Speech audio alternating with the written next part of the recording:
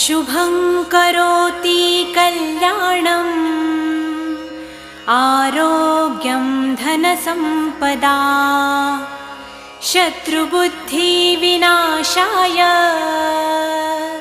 दीपज्योति नमोऽस्तुते। दिव्यादिव्यारे दीपत्कार कानी कुण्डलमोतिहार